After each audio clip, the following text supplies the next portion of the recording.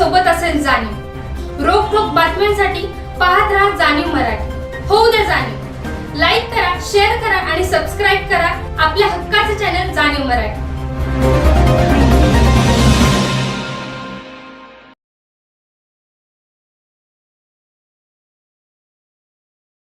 अन्य महाराष्ट्रातील जे एकूण आमदार आहेत त्यांच्यावर होणारा अब्जावधीचा खर्च यावर आपण सखोल अभ्यास करून एक लिखाण केलेले आहे, ते आम्ही वाचलंय. तर जाणीव न्यूजच्या प्रेक्षकांसाठी आपण नेमकं काय सांगाल? आरडी हा विषय फार मोठा आहे आणि हा विषय एवढा मोठा आहे की आपण जे लोक कर भरतो, आपल्याला वाटतं कुठल्या गोष्टीवर कर नाही, प्रत्येक गोष्टीवर कर आहे. माणूस जन्मल्यापासून मेलायच्या अगदी मृत्यूशय्येवर तुम्ही ज्या वेळेला त्याचे अंत्यसंस्कार करता तरी तुम्हाला करातून पैसे भरावे लागतात. हे वास्तव आहे. आणि असं कोण म्हणणार नाही की अमुक याला कर नाही, तमुक याला कर नाही. कर प्रत्येक गोष्टीला आहे. फक्त आणि फक्त हे दाखवायचे दात वेगळे आणि खायचे दात वेगळे अशा पद्धतीचं हे धोरण आहे. अतिशय अभ्यास त्याच्यात करावा लागला. मी बरेच दिवस त्यासाठी धडपडत होतो. त्यासाठी महाराष्ट्रातलेच नव्हे तर आपल्या देशात किती आमदार आहेत, किती खासदार आहेत, त्यांच्यावर खर्च कसा केला जातो, अधिवेशनावर खर्च केला जातो कसा, किती वेळा त्याच्यासाठी पगार वाढ झाली, किती वेळा पेन्शन वाढ झाली, ह्या सगळ्याचा मी अभ्यास एवढा पूर्ण केला आणि त्याच्यामुळे मी खरं तर ते धाडसानं लिखाण करू शकलो. जाणीव न्यूजनं ह्यानं खरं तर जाणीव ठेवून जे माझी मुलाखत घेतात त्याबद्दल आरडी तुमचं खरंच सगळ्यांचं अभिनंदन. कारण विषय असा आहे की महाराष्ट्राचा जर विचार केला तर महाराष्ट्र हे दुसऱ्या क्रमांकावर लागतं.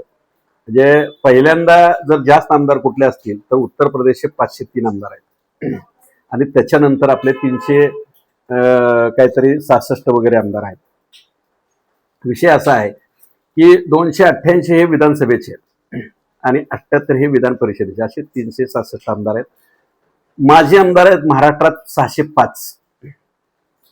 म्हणजे आकडे ऐकून सुद्धा आपल्याला खरं तर धक्का बसावा असा असतो विषय आहे. जर आपण पेन्शनचा सुरुवातीला विषय जर घेतला तर तुम्ही बघताय अंगणवाडी सेविकांना सुद्धा अनेकदा रस्त्यावर उतरून आंदोलन करावं लागली की ज्यांना ग्रामीण भागात फिरून सुद्धा त्यांना तेवढंसं मानधन मिळत नाही. कुठंतरी हळूहळू आंदोलन करत आता 2-2.5 हजारापर्यंत अंगणवाडी शिक्षिका किंवा ते आधी आशा सेविका आहे त्यांचं मानधन झालंय. पण 1977 साली माजी आमदारांसाठी ही योजना आली, पेन्शन योजना. त्यावेळेला 1977 साली 2050 पेन्शन फक्त होती. एका आमदाराला 2050 रुपये खर्च केले जात होते 2077 साली. त्याच्यावर तब्बल 21 वेळा पेन्शन वाढ झाली. कुणालाही माहीत नाही, 21 वेळा वाढ झाली. आज आपण जवळजवळ म्हणजे साधारण 60 ते 1 लाखाच्या वर आपण पेन्शन आमदारांना देतो आणि ह्याचे आमदार आहेत 605 आमदार आहेत माझे आमदार. आता तुम्ही म्हणाला आमदार साहेब गेले की त्यांच्या कुटुंबाला म्हणजे त्यांच्या पत्नीला ते आमदारांची पेन्शन चालू होते. त्यात कुठेही हायगाय केलेली नाही, कुणालाही माहीत नाही. सगळे राजकीय पक्ष म्हणजे कुठलाही असू देत, भाजप असू देत, राष्ट्रवादी असू देत, काँग्रेस असू देत, RPI असू देत, सेना असू देत, कोणीही कुठलेही आमदार कुठं मोर्चे काढलेले तुम्हाला बघायला मिळालेले नाहीत, कुठं आंदोलनं केलेली बघायला मिळाली नाहीत. आता अधिवेशनात ह्यांचा सभात्याग करून गोंधळ होतो आणि त्याचाही कुठं गोंधळ झालेला दिसत नाही. कुठं धरणं आंदोलन केलं नाही, एखादा आमदार कुठंतरी आमरण उपोषणाला बसलाय, अशी काही परिस्थिती नाही. पण 21 वेळा पेन्शन वाढ झाली ही आम्हाला सर्वसामान्याला माहीत नव्हतं आणि त्या पद्धतीनं जवळजवळ एक आमदाराला जरी आपण साधारण 70,000 धरले तरी 605 आमदारांची जवळजवळ 70 म्हणजे 60 ते 70 लाखाच्या वर दरमहा त्याच्यावर खर्च होतो. ह्या गोष्टी खरं तर आम्हाला ह्या सगळ्या बुद्धिभेद करणारे आहेत. बुद्धीला विचार चालना म्हणजे आपली मती गुंग होईल अशा पद्धतीचं ते खरं तर एकंदरीत धोरण आहे. एवढंच ह्या माझ्या आमदारांसाठी नव्हे तर माझ्या आमदारांच्या दवाखान्याची बिलं सुद्धा आपण आपल्या तिजोरीतून भरतो. म्हणजे एकदा आमदार झाला म्हणजे केंद्रातलं शासन एक 13 महिन्याचं होतं, त्या खासदारांना सुद्धा शेवटपर्यंत पेन्शन मिळालेली आहे, त्या कुटुंबियाला सुद्धा शेवटपर्यंत पेन्शन मिळाले. एवढंच नव्हे तर त्यांचा दवाखान्याचा सुद्धा खर्च केला जातो. त्यांना रेल्वे मोफत असते, ST मोफत असते. ह्या सगळ्या सुविधा तुमच्या आमच्या करातून म्हणजे ST किंवा विमान प्रवास असेल, हा जो प्रवास आहे ते आपल्याला वाटतं आमदार मोफत फुकट गेले, पण विमान कंपनी हे शासनाला त्याची डिमांड करतं आणि शासन आपल्या तिजोरीतनं पैसा देतं, हे वास्तव आहे. आता ह्या गोष्टी ज्या वेळेला घडत असतात, ह्या गोष्टी आमदारांच्या 605 आमदार आज आहेत, दर 5 वर्षाला त्यात भर पडणारी असते. सगळेच आमदार काय 600 म्हणजे 366 आमदार तर 366 आमदार हे विजयी झालेले नसतात. त्यात बऱ्याच जणांना पराभवाची धूळ चारली जाते. आणि पराभव झाल्यानंतर त्यांना पेन्शन चालू होते. आता पेन्शनच्या बाबतीत दुसरं एक असं आहे की तुम्हाला प्रत्येक आमदाराला 70,000 पेन्शन. आता गंमत अशी आहे यातली की कोरोना काळात पूर्वी ही पेन्शन 50,000 होती. कोरोना काळात इकडे माणसं मरत होती, फार मोठ्या प्रमाणावर गाजावाजा हे राजकीय नेते करत होते की शासनाच्या तिजोरीत खडखडाट आहे, शासनाच्या तिजोरीत खडखडाट आहे, या सर्वसामान्यांच्या खर्चाचा बोजा शासनावर एवढा पडणार आहे. पण याच काळात 2 गोष्टी ह्या आमदार महोदयाने करून घेतल्या त्या अधिवेशनात. त्या म्हणजे 20,000 पेन्शन वाढ केली, म्हणजे 70,000 पेन्शन. एक टर्म निवडून आला की त्याला होती, पराभव दुसऱ्या वेळेला झाला तरी चालतो. आणि त्याही पेक्षा पुढं की जे भत्ते आपण म्हणतो की आमदारांनी बैठक घेतली, आमदारांनी चर्चा केली, आमदारांनी अमुक केलं, आपण कलेक्टर ऑफिसला गेले, पाणी प्रश्नावर हे केली, ह्या विकास कामावर बैठक घेतली. या बैठका फुकट होत नाहीत. प्रत्येक बैठकीला 2,000 रुपये हे आमदार घेत असतात. हे वास्तव आहे, हे कागदावर आहे आणि शासनाच्या कागदावर आहे. हे मी पदरचं काही सांगत नाही. कदाचित आकडेवारी फुगडं मागं होईल, पण हे घडतच नाही अशा पद्धतीचं कोणी बोलू शकत नाही. हे वास्तव आहे. म्हणजे हे लोकांना आजपर्यंत सर्वसामान्यांना माहीत नव्हतं. आता कुठंतरी जनजागृती व्हायला लागली म्हणून हे माहीत व्हायला लागलं. दुसरी गोष्ट, त्यांनी एक फार मोठी त्या कोरोना काळात एक मजेशीर काम केलं. म्हणजे आमदारांना 20,000 पेन्शन वाढवली, 1,000 बैठकीचा भत्ता होता तो 2,000 केला आणि स्वतःचा खाजगी चालक असतो त्याला 20,000 रुपये पगार चालू केला. हे आमदारांचं वैशिष्ट्य आहे. ह्या मात्र कामासाठी म्हणजे आपण म्हणतो की अधिवेशनात फार मोठा गोंधळ झाला आणि विरोधकांनी सभात्याग केला. इथं कुठल्याही विरोधकांनी सभात्याग केला नाही. शेवटच्या 1, 2 तास 3 तास हे महत्वाचे असतात. ह्या गदारोळात हे सगळे विषय कुणालाही न माहीत होता कागदावर शासनाच्या पटलावर हे मंजूर होतात. हे वास्तव आहे आणि आजपर्यंत ह्याचा कुठेही उहापोह झालेला नाही. विशेष म्हणजे कोरोना काळ असताना ह्या 3 मागण्या फार मोठ्या मंजूर करून घेतल्या. चालकाला 20,000 पगार वाढवला, म्हणजे करून घेतला स्वतःच्या खाजगी चालकाला. त्याच्यानंतर माझ्या आमदारांना 20,000 पेन्शन वाढवून घेतली आणि बैठकीचा भत्ता मात्र 1,000चा 2 केला. आता आज तुम्ही विचार करा, एका मंत्र्यानं जर एखाद्या मतदारसंघात गेले किंवा एखाद्या जिल्ह्यात गेले आणि तिथं एक 4-6 बैठका एकत्र झाल्या तर 12,000 रुपये तिथं चालू झाले आणि त्याला ऑडिट नाही, त्याला कुठलंही खरंच तुम्ही बैठक घेतली का याची शहानिशा करत नाहीत. का ते लोकप्रतिनिधी 3,500 लोकांनी 3-3,500 लोकांनी निवडून दिलेला हा प्रतिनिधी असतो, त्यामुळे ह्याला कधीही बोलत नाही. आज जर बघायला गेलं तर आमदारांना मूळ पगार हा 2,72,200 रुपये आहे. आपले आमदार आहेत 366. साहेब कॅल्क्युलेटर बंद पडेल. एवढ्या हा विषय थांबलेला नाही तर त्यांचे जे आपण पीए म्हणतो स्वीय सहाय्यक त्यांना 30,000 रुपये पगार आहे.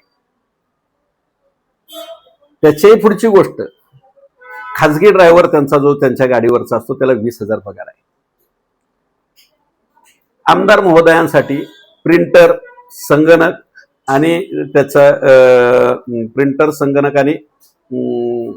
त्याचा जो संगणक चालक, ते प्रिंटर संगणक ह्या वस्तू त्यांनी आमदार निधीतून खरेदी करायचे. म्हणजे त्यालाही सुद्धा आमदारांना स्वतःचा पदरचा पैसा घालवावा लागत नाही. का तर त्यांना शासनाला पत्र टाईप करावे लागतात.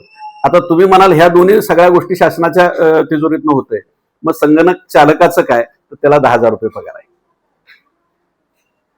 आज टपाल हे कधीही, आता पूर्वीचे काळ गेले, जे पूर्वीचा काळ असा होता की कुठल्याच सुविधा नव्हत्या म्हणून पोस्ट खातं फार चांगलं चाललं होतं. आता इथं बसून तुम्हाला अमेरिकेत मेल टाकता येतो, इथं बसून तुम्हाला मंत्रालयात मेल टाकता येतो, इथं बसून तुम्हाला संबंधित जिल्हाधिकाऱ्यांना मेल टाकता येतो, पण कधीही यासाठी सुद्धा तुम्हाला 8,000 रुपये त्यांना मिळतात. त्याही पुढचं सांगतो, ते स्वीय सहाय्यक असेल, त्यांचे पगार असतील, ह्या सगळ्या गोष्टी करत असताना म्हणजे ह्याच्यावर जवळजवळ 3.5 ते 4.25 लाख रुपये हा खर्च होत असतो. आता तुम्ही म्हणाल ह्या गोष्टी संपल्या की संपल्या, आमदारांचा जे मिळतंय त्यांना ते घबार संपलं, असं होत नाही. आरडी ह्यांना एसटी पूर्ण मोफत आहे, रेल्वे अमर्यादित मोफत आहे, ह्यांच्यासाठी राखीव जागा असतात, राखीव कोटा आहे. त्याही पेक्षा असं आहे की ह्यांना विमानसेवा राज्यांतर्गत 32 वेळा मोफत आहे आणि हे काय मिडल क्लासनं जात नाही, ते चांगल्या बिझनेस क्लास आहे त्यातून त्यांचा प्रवास होतो आणि त्यातून त्यांना प्रवास आहे. राज्याबाहेर यांना 28 वेळा खरं तर याचा प्रवास मोफत आहे आणि जर गाडीने गेले तर 30,000 किलोमीटरचा जो काय खर्च असेल तो दर वर्षाला ह्यांना शासनाच्या तिजोरीतून दिला जातो. ह्या सगळ्या गोष्टीचा जर आपण लेखाजोखा केला तर निश्चितपणानं एक आमदारांचा खर्च 5 ते 6 लाखाच्या आसपास आहे. ह्यात आपण अधिवेशनं धरलेली नाहीत. म्हणजे ह्या सगळ्या गोष्टींचा आपण ज्या वेळेला विचार करत असतो त्यावेळेला निश्चितपणानं आम्ही करातले पैसे भरतो ते ह्यांच्यासाठीच भरतो का, असा आता सर्वसामान्यांचा प्रश्न आहे. ह्या लिखाणानंतर मला कमीत कमी 200 ते 300 लोकांनी असं सांगितलं की ह्या धाडसाला मानलं पाहिजे की सगळेच पक्ष तुम्ही अंगावर घेता, आम्ही अंगावर घेत नाही किंवा कुणाचाही रोष घेत नाही.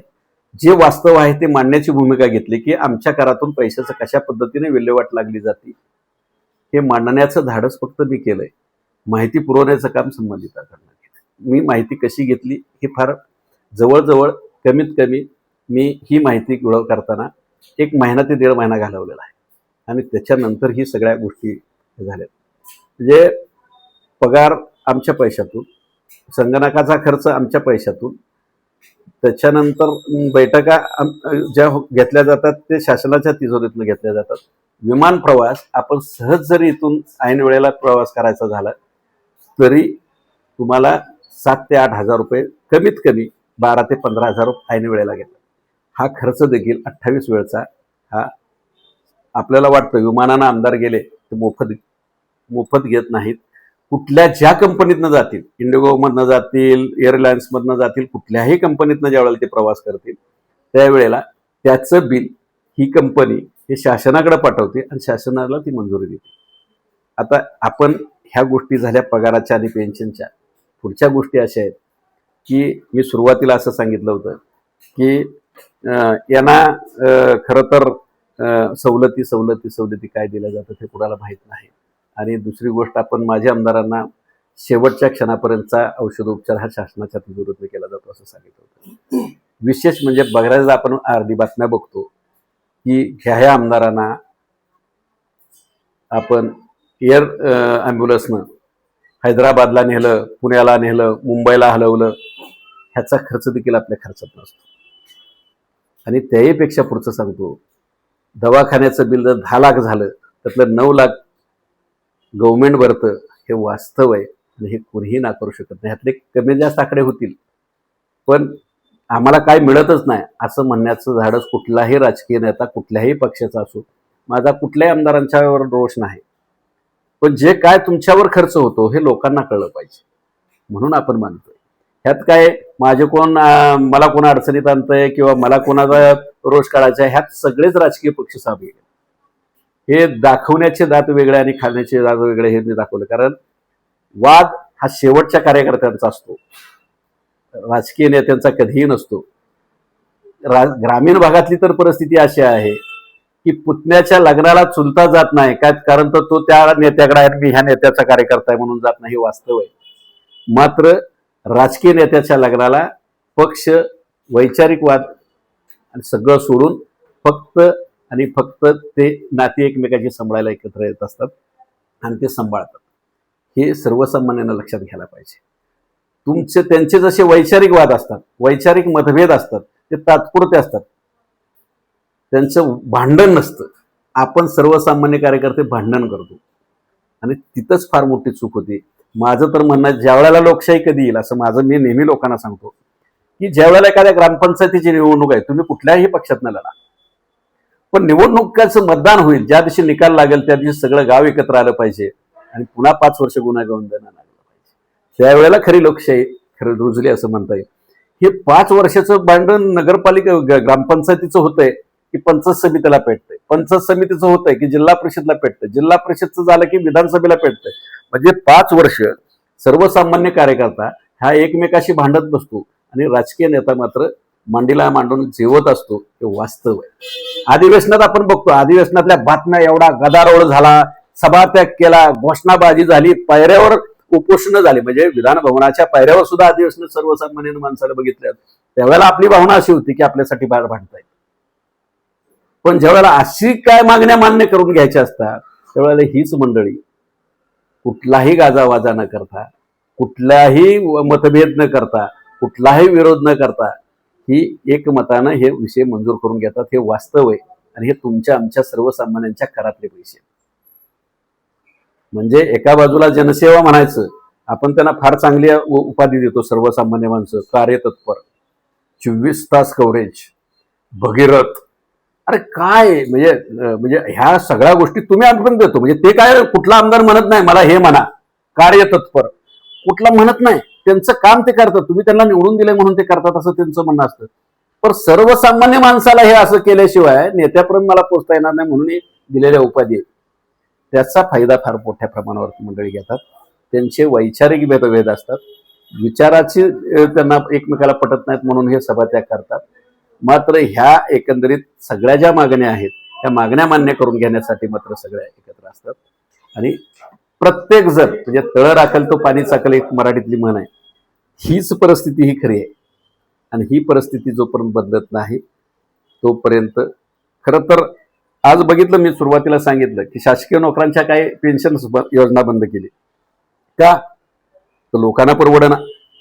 म्हणजे लोकांना परवडना नाही, ह्यांना परवडना, ह्यांच्या तिजोरीत खडखडाट पडला. नेत्यांना परवडना असं लोकांना चुकून शब्द गेला नाही, नेत्यांना परवडना, त्यांच्या तिजोरीत खडखडाट झाला. तुमच्या वेळेला तिजोरीत कुठं खडखडाट होत नाही. तुमचे पगार दिवसेंदिवस वाढतात, पेन्शन दिवसेंदिवस वाढतात, सवलती दिवसेंदिवस वाढतात. त्याहीपेक्षा पुढचं सांगतो, आमदारांची एक फार मोठी मेक अशी आहे की आपण म्हणतो आमदाराने कोटीची गाडी घेतली, 2 कोटीची गाडी घेतली, 3 कोटीची गाडी घेतली. मुद्दल कर्जाची फक्त संबंधित आमदार भरत असतात, व्याज मात्र आपल्या शासनाच्या तिजोरीतून जातो. हे वास्तव आहे. म्हणजे ह्या गोष्टी आरडी ज्या वेळेला आपण सांगतो, पण माझ्या अंदाजानं ते जे व्याज आहे ते 30 लाखापर्यंतचं व्याज हे शासन भरतं. आज सर्वसामान्यानं जर आपण सोसायटी काढतो, शेतकरी ग्रामीण भागातला सोसायटी काढतो, पहिल्या वर्षी 10,000 काढतो, ते भरायला पैसे त्याला नसतात म्हणून तो पुढच्या वर्षी 15,000 घेतो, नवजुनं करतो, 5,000 राताऊ घेतो आणि 10,000 रुपये रोग दाखवतात. ह्याला मात्र तसं नाही, हे कोट्याधीश आहेत.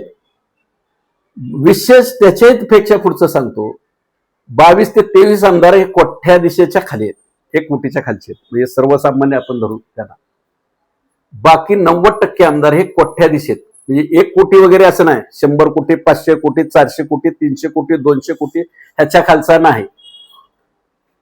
ह्यांचे रिटर्न्स बी त्याच पद्धतीचे आहेत, ह्यांच्या मालमत्ताची स्थावर त्या पद्धतीच्याच आहेत. पण ह्यांच्या पेन्शनला मात्र कुठली खाटछाट नाही. 1 तारखेला पेन्शन जमा होणार म्हणजे होणार. एक वेळ शासकीय कर्मचाऱ्यांचे पगार 1 तारखेच्या ऐवजी 4 तारखेला जातील, 5 तारखेला जातील, 6 तारखेला जातील. पण आमदारांचे पगार मात्र आणि पेन्शन 1 तारखेला म्हणजे 1 तारखेला जमा होते. हे त्याचं वैशिष्ट्य. मी ह्या धक्कादायक बाब देतोय आणि हे जाणीवपूर्वक बोलतोय असं नाही, तर जी मला माहिती मिळाली त्या आधारावर बोलतोय. म्हणजे तुमचं सगळं वेळेवर झालं पाहिजे, बाकीच्याचं कोणाचं काय होऊ दे.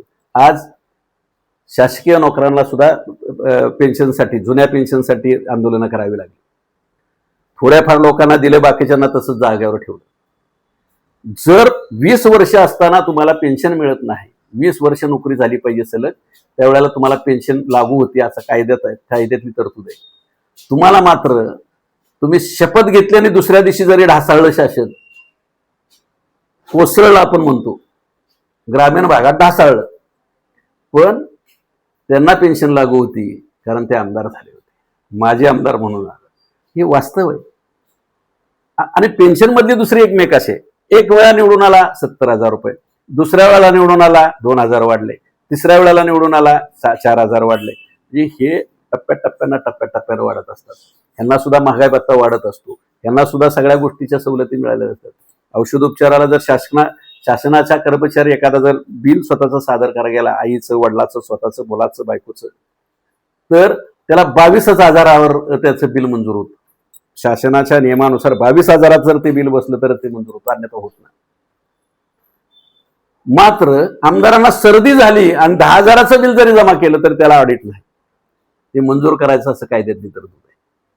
म्हणजे शासनाचे जे नोकर आहेत, ज्याच्या जीवावर तुम्ही सगळ्या योजना राबवता, त्यांना मात्र 22,000, बाकीचे आजारच होत नाहीत. तुम्हालाच आजार बाकीचे होतात. तुम्हाला सर्दी झाली तरी बिल मंजूर होणार, ताप आला तरी बिलं मंजूर होणार, तुम्हाला बीपी वाढलं आणि तुम्हाला 4 दिवस ऍडमिट झाला तरी ते बिलं होणार. पण ह्यांच्यासाठी नियम वेगळे, शासकीय कर्मचाऱ्यांसाठी वेगळे आणि तुमच्यासाठी वेगळे. हे ह्याच्यासाठी जनजागृती आता लोकांच्यात चालू आहे. म्हणजे ह्या गोष्टी जेवढ्या म्हणजे आपण जेवढ्या उकरून काढल ना तेवढ्या ह्याच गोष्टी निघत जाणार आहेत. आज जर बघितलं तर खर्चाच्या बाबतीत बघितलं तर युपीला 503 म्हणजे उत्तर प्रदेशला 503 आमदार आहेत. त्यांना काहीतरी 9 कोटी रुपये दर महिन्याला वगैरे असं खर्च होतो. पण आपले 366 आमदार असताना, महाराष्ट्रात असे 366 सगळे मिळून आमदार असताना त्यांच्यावर खर्च मात्र त्यांच्यापेक्षा जास्त आहे. म्हणजे खर्चाला महाराष्ट्र आघाडीवर आहे आमदारांच्या खर्चावर, हे मला सांगायचं. आणि हे चुकीचं आहे. हे कुठेतरी थांबलं पाहिजे. आणि हे थांबलं तर कुठेतरी तिजोरीतला तुमच्या खळखळाट थांबणार आहे. आज बघितलं गेलं तर कर्मचाऱ्यांना आंदोलनं करावी लागतात, त्यांच्या मागण्या मंजूर होत नाहीत. दिव्यांगांना आंदोलन करावं लागतात, त्यांना मंजूर होत नाही. आज तुम्ही गाजावाजा करून लाडकी बहीण योजना राबवली, दिले किती? 1,500 रुपये. पण त्याचा एवढा मोठा गाजावाजा केला की निवडणुका तुम्ही त्या जीवावर जिंकल्या, असं सर्वसामान्य माणसाचं आजचं मत आहे. पण निवडणुका संपल्यानं 93-94 हजार महिलांना त्या योजनेपासून वंचित ठेवलं. का? तर ते नियमाने निकषात बसत नाहीत. हाच तुम्ही कुठल्या नियमाने निकषात बसता? तुम्ही कोट्याधीश आहात, मग तुम्हाला पेन्शन कशाची पाहिजे? तुम्ही 5 वर्ष जरी केलं, मी 5 वर्ष लांब म्हणतोय, एखादं शासन जर 1 महिन्यात पडलं, 15 दिवसात पडलं तरी तुम्हाला ती पेन्शन लागू होती. आणि दर महिन्याला ह्या माझ्या आमदारांची वाढच होत जाणार दर वर्षाला, दर 5 वर्षाला. म्हणजे हा आकडा आज 605चा आहे, पुढच्या वेळेला कदाचित ते 750चा असेल, त्याच्या पुढच्या वेळेला कदाचित 700 असेल. पण हा खर्च तुमचा आहे, तो आमच्या तिजोरीतून आहे. बऱ्याचशा गोष्टी शासनानं आता योजना चालू केल्यात. म्हणजे तुमच्या कुठल्या त्या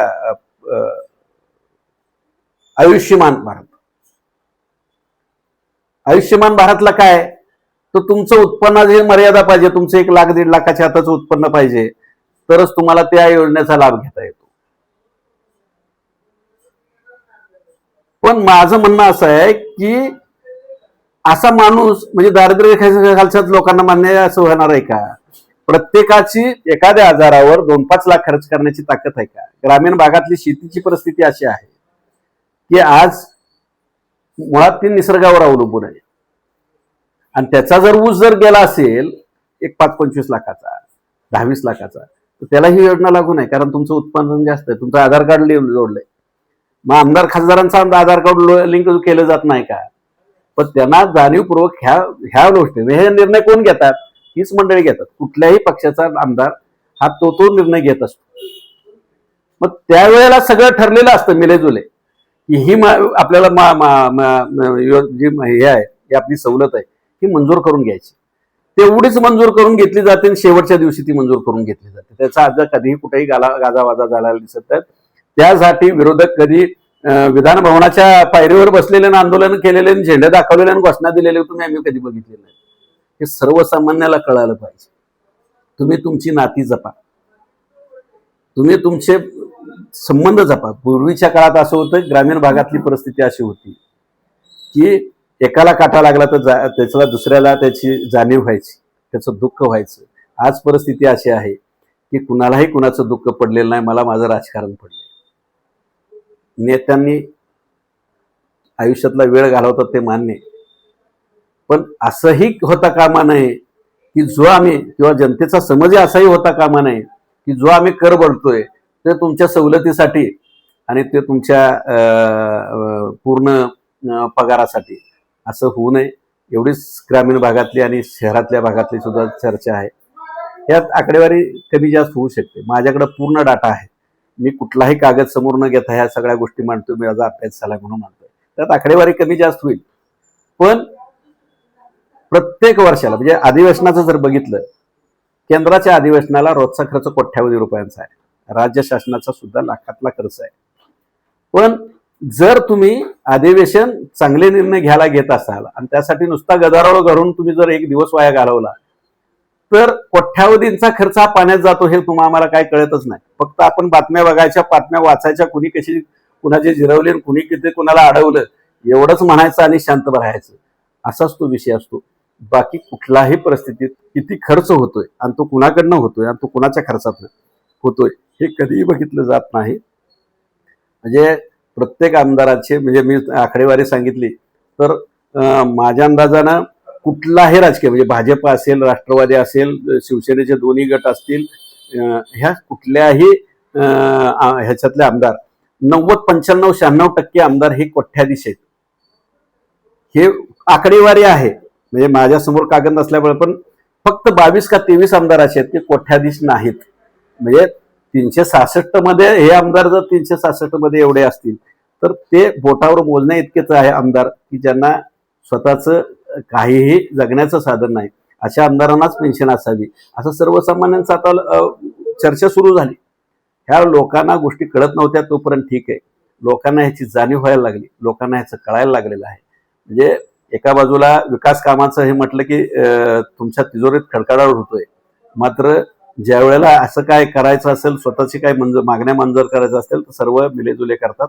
सगळे राजकीय पक्ष एकत्र असतात, कुणाचाही रोष नसतो, कुणी सभात्याग केलेला नसतो, कुणी आंदोलन केलेलं असतील, कुणी धरणे आंदोलन केले नसेल, कुणी कधी मोर्चा काढलेले नसतात, कुणी त्या सभात्याग केलेला नसतो की आम्हाला 20,000 ह्यातले पगारातले आमच्या कमी करा, 50,000 कमी करा, आम्हाला आमचे उद्योगधंदे भरपूर आहेत, त्या उद्योगधंद्यातनं आमचं चालतंय, आम्ही कुणाच्या नाही ह्यातल्याच पैसे शिक्षणावर खर्च करा, असं कुठल्याही राजकीय नेत्याला आजपर्यंत म्हटलेलं नाही आणि म्हणतील असंही वाटत नाही. आपण फक्त सर्वसामान्य माणसं सर्वसामान्यच राहणार आणि आपण फक्त झेंडे घेऊन नाचणार, ह्याच्या पलीकडं आधी आज काय वाटत नाही. तेच आमदार जेव्हा मंत्री होतात मग त्या खर्चाचं काय? आता आरडी तुमचा प्रश्न बरोबर आहे.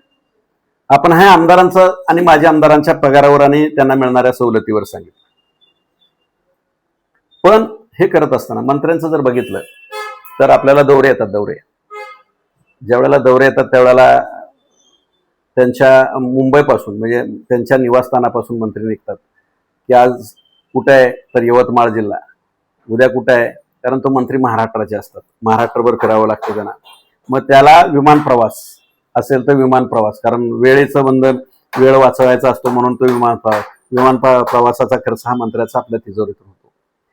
मंत्री एकटाच जात नाही, त्याच्याबरोबर त्याचे सुविधा सहाय्यक असतात, त्यांचे OSD असतात, संबंधित अधिकारी असतात, ते त्यांच्या सोबत असतात, त्याचाही खर्च आपल्याच तिजोरीतून होतो. दुसरी गोष्ट, ज्या वेळेला विमानतळावर पोहोचतात त्यावेळेला 10-12 गाड्यांचा ताफा, पोलिसाचा पोलीस बंदोबस्त, हा सुद्धा एक शासनाचा खर्च आहे. कारण ज्या वेळेला ह्या गाड्या मागे पुढे फिरत असतात त्यावेळेला त्याला होणारा इंधन खर्च हा त्या खर्चात धरलं तर तोही खर्च शासनाच्याच माती मारला जातो. त्याही पेक्षा मी मगाशीच सांगितलं की बैठका ज्या होतात त्याचा 2,000 हा जो बैठकांचा जो हे आहे तुमचं खर्च आहे, एका बैठकीला 2,000 रुपये भत्ता, तो आपल्याच माती मारला जातो. तिथं जो खर्च केला जातो मंत्र्यांच्या बडजास्तीवर, मग एखाद्या विश्रामगृहावर राहिले तर तिथला जो खाण्यापिण्याचा खर्च आहे, कार्यकर्त्यांचा खर्च आहे, येणाऱ्यांचा खर्च आहे, हा देखील शासनाच्याच माती मारला जातो. कारण ते संबंधित विभाग, म्हणजे समजा महसूल मंत्री आले तर महसूलनं बघायचं, गृहमंत्री आले तर पोलिसांनी बघायचं, पाटबंधारे जलसंपदा मंत्री आले तर त्यांनी बघायचं, तुमचे पर्यटन मंत्री आले तर त्यांनी बघायचं, पालकमंत्री आले तर त्यांनी बघायचं. अशा पद्धतीचा जो खर्च असतो तो त्यांनी बघायचा असतो आणि त्यामुळं हा खर्च देखील प्रत्येकाच्या माती मारला जातो.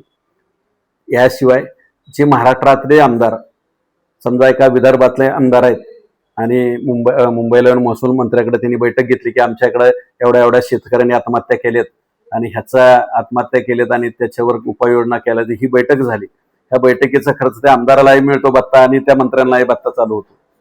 आपल्याला वाटतं मंत्र्यांनी फार निर्णय मोठा घेतला तर त्याचे भत्तेच चालू असतात आणि ह्याला कुठेही तुम्ही खरोखर बैठक घेतली का, तुम्ही खरोखरच त्याच्यावर खर्च झालाय का हे कोणी बघत नाही, त्याला ऑडिट नाही.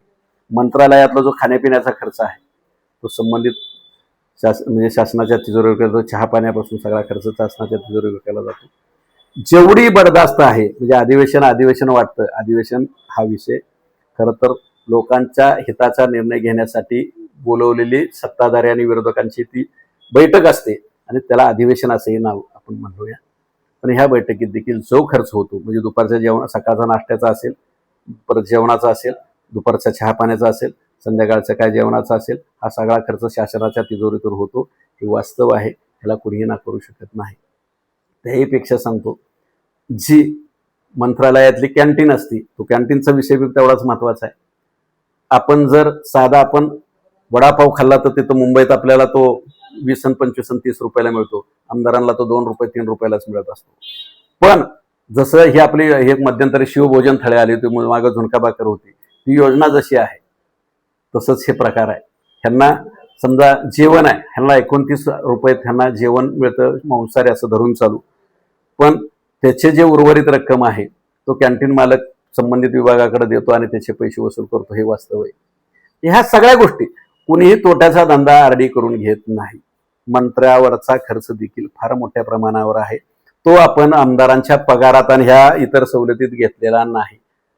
तो जर घेतला म्हणजे सगळा जेवढे मंत्री आहेत, जेवढे राज्यमंत्री आहेत, जेवढे कॅबिनेट मंत्री आहेत, मुख्यमंत्री आहेत, उपमुख्यमंत्री आहेत, अधिवेशन आहेत, ह्यात सगळ्यांचा खर्च जर केला तर एक आमदार कमीत कमी 8 ते 10 लाखावर जाईल खर्चाला महिन्याला. म्हणजे जर गोळाबेरीज केली तर म्हणजे मुख्यमंत्र्यांचे दौरे असतील, उपमुख्यमंत्र्यांचे दौरे असतील, महसूल मंत्र्यांचे दौरे असतील, अधिवेशनं असतील, त्यांच्यावरचा गेल्यावर बडदास्तीचा खर्च असेल, अधिवेशनातला इतर खर्च असेल, हे केलं तर आणि जर तसं गोळाबेरीज केली संपूर्ण खर्चाची तर ते 8 ते 10 लाखावर जाईल. आणि हा 10 लाख जरी आपण महिन्याला धरले ह्या सगळ्या गोळाबेरीजीनुसार, तुमच्या प्रश्नाच्या अनुसार, तर महिन्याला 3-3.5 अब्ज रुपये आपल्याला खर्च झालेले दिसतील. कारण 10 आमदारांनाच 1 कोटी रुपये खर्च होतील 10 लाखाप्रमाणे. 366 आहेत, 3.5 ते 4.25 अब्ज, हे 3-3.5 अब्ज रुपये आपल्याला खर्च आहे, अपेक्षित खर्च आहे. म्हणजे आपण अंदाजे सांगतोय, त्यापेक्षाही कदाचित जास्त असेल, 5-50 लाख रुपये कमी असेल, ह्याच्यापेक्षा कमी होत नाही. हे सर्वसामान्याला माहीत नाही.